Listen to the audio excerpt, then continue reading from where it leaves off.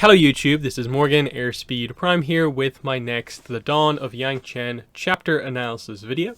This one's going to be for chapter 3, which is called Voices of the Present. So obviously a reference to the chapter 1 title, Voices of the Past. This one is Voices of the Present. So this is the first chapter where we jump into the present day story. And this chapter is from Kavik's perspective. So this is our new character we knew from the description, the informant, yeah, we jump straight in with him, which is very interesting. And so they use him because he's currently living with his family in Bin as sort of the introduction to Bin. So in terms of the location, where are we here? Bin is one of 4 Shang cities in the world.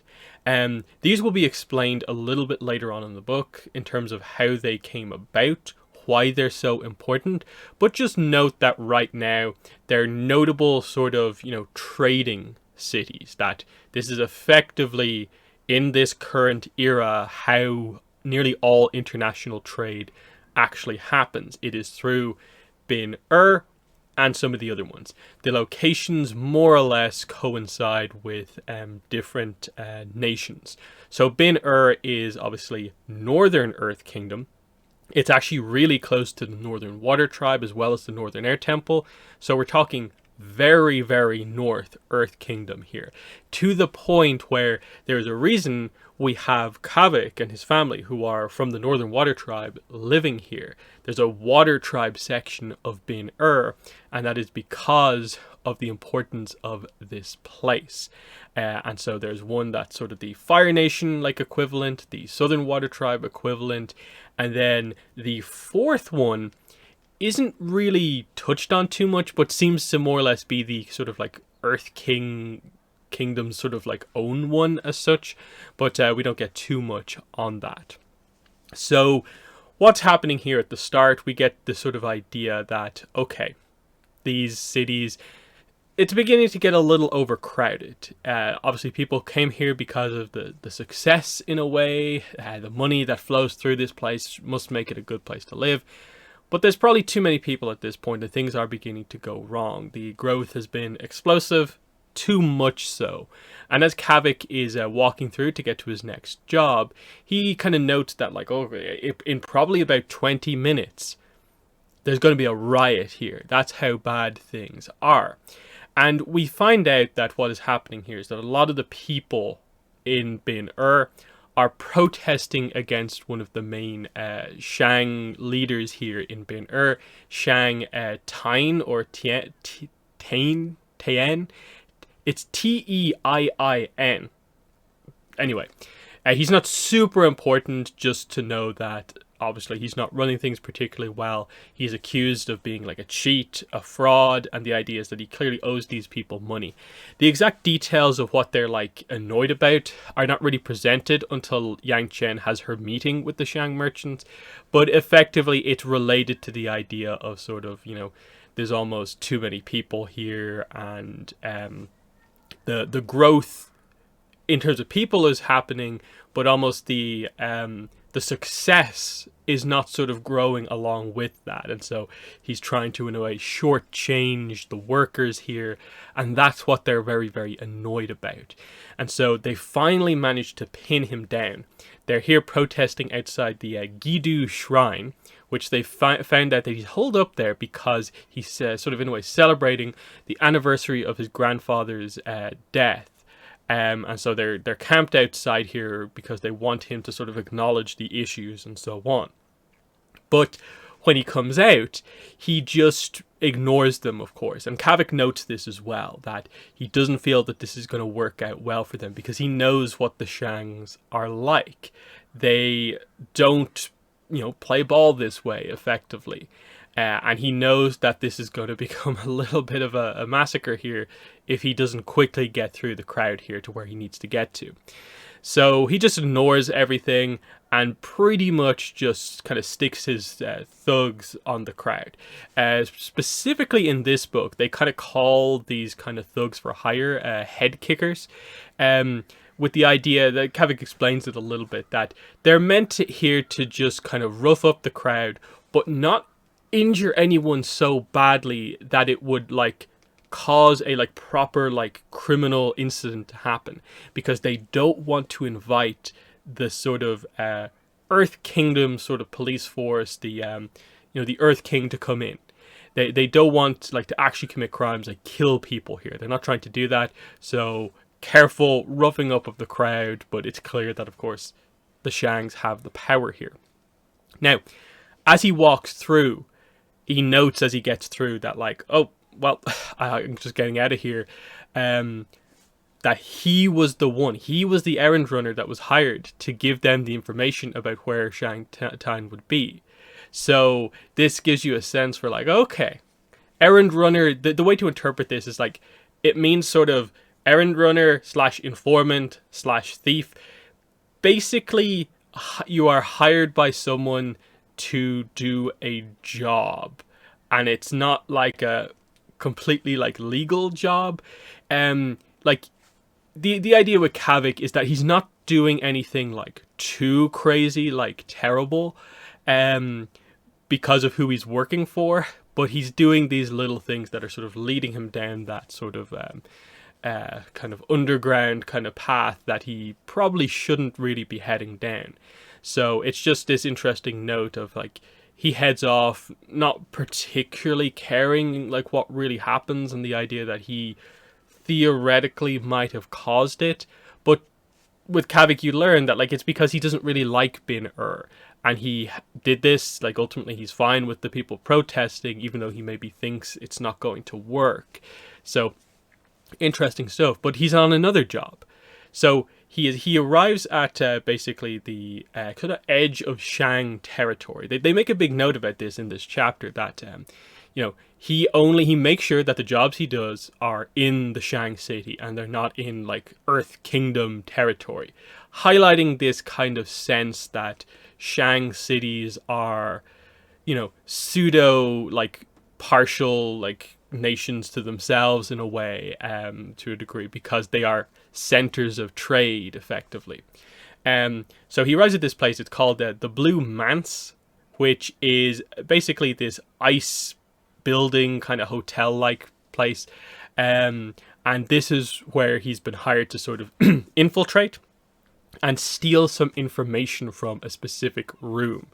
So this building is made of ice. So Kavik notes a little bit here that it's meant to sort of like be a kind of water tribe structure, but because he's from the water tribe, he notes that like it's a pretty poor imitation. He notes that it's too square to be proper like water tribe architecture, because it doesn't account for the natural melting and shifting of snow and ice.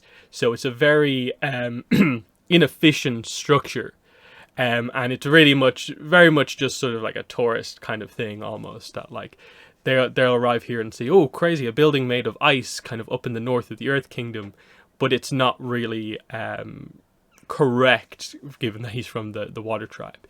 But this means he's perfect to infiltrate it because he's a waterbender, of course. The final thing about the whole like he's on the edge of the Shang and the Earth Kingdom territory is just that it is very much noted in this book that you do not want to mess with the Earth King. This is like, from the description, the Earth King is described as being mercurial. And the whole reason that these Shang things are in cities are even in place is effectively because of the Earth King. He is very influential. He has had a huge impact on the kind of history, the dynamic between the nations in the last couple of years. And you do not want to cross the Earth King, because he is known to be very, very harsh. Like it is described here, the agents of the Earth King were supposedly on high alert across the continent after His Majesty's most recent rampage in Ba Sing Se. Q claimed the walls of the Upper Ring were painted with all the highborn traitors and spies purged from the court in this latest round. Not with their blood, but with the people themselves. They'd managed to throw enough conspirators up on the walls to get nice, even coverage. So that gives you the sense of just sort of like on a whim, the latest round of like kind of purging people from the court of politics in a way. And it seems to literally be thrown up onto the roof. So a big sense for like, nope, nope, no, you do not want to mess with the Earth King, because he is a essential player in this event that is mentioned in this chapter, known as the Platinum Affair, which happened a few years ago, causing the Shang cities to even come into existence in the first place. That will be explained in a couple of chapters' time, and because it's sort of an essential part of that chapter, I'll leave the explanation until we actually get to it. But just know it gets mentioned here. One explanation I will bring up here is just that the opening word of this chapter is middlers, and it doesn't get explained properly here. From context, you maybe get a slight sense for what it is, but they just randomly explain it a few chapters from now. Middlers is a name for people from the middle of the world, basically Earth Kingdom, Fire Nation, used typically by Water Tribe people, because it makes sense. Most of them are from the north and the south, so they would refer to people along the middle line of the world as middlers, who they view as having a very different kind of style of life in a way to the people from the tribes. So that is that. And then the whole entire last section of the chapter is his infiltration. So pretty cool stuff here. It's a whole kind of stealth sequence in a way. So basically what he does, it's revealed he's a waterbender. He waterbend kind of melts his way into the wall.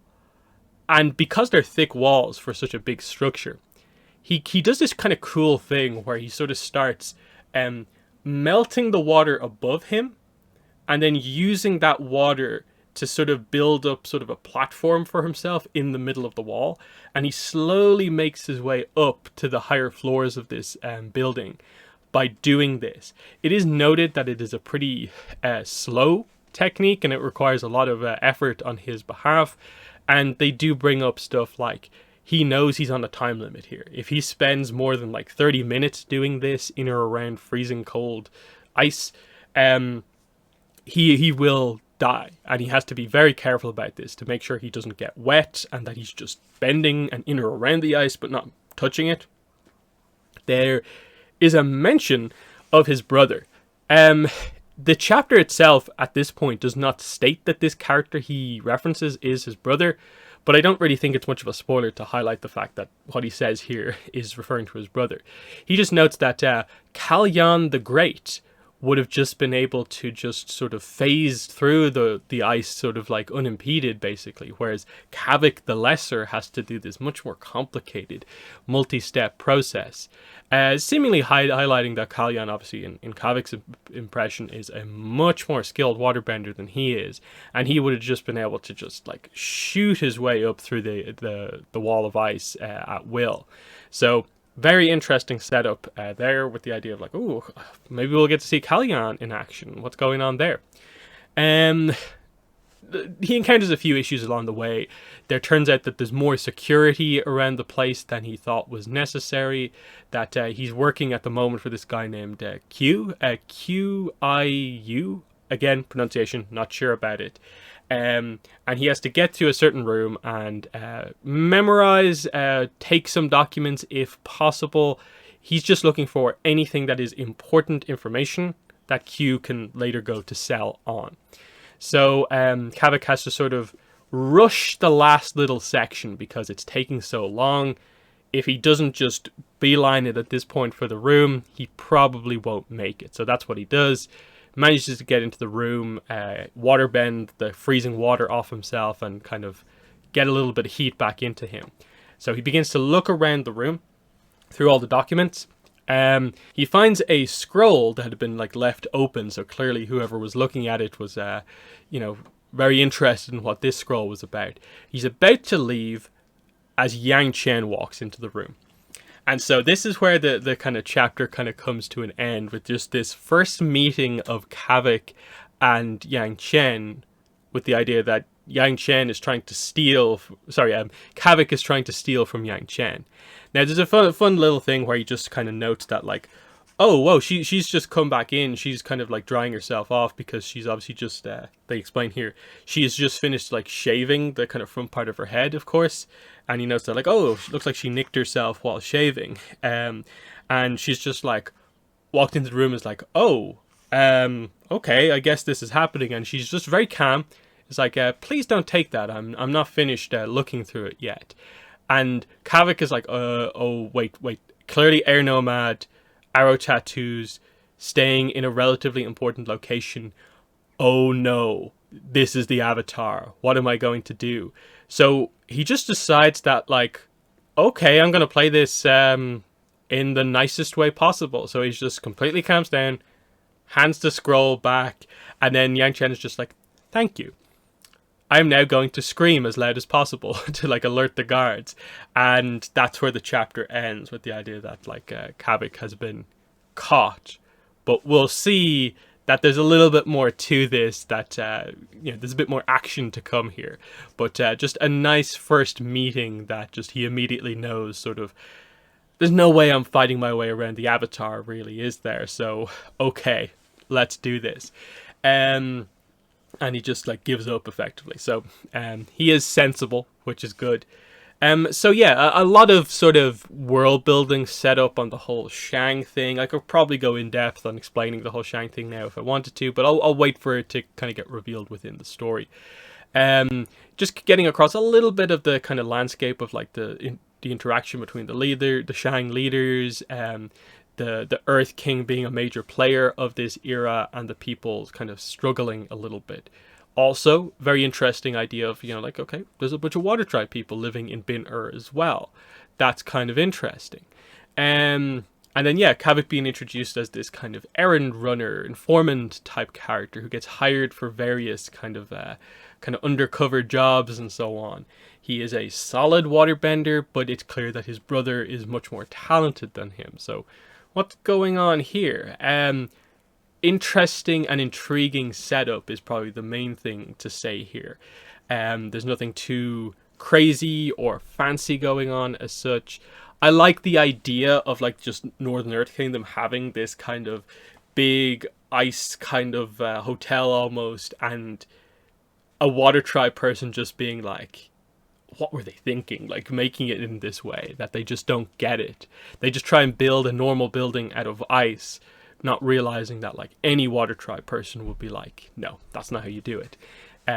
So a lot of fun little things here. Very enjoyable first meeting of these two, establishing that like this is like 17-year-old Yangchen now. Kavik is also basically 17. She is very kind of calm and composed as the Avatar, even though she's walked in and randomly encountered the thief. So it shows her confidence straight away. So that has been it for Chapter 3, Voices of the Present. In the comments, let me know what your thoughts are. What are your thoughts on the introduction here to Kavik, some of the dynamics like the location. But that has been it. Thanks for watching, and bye.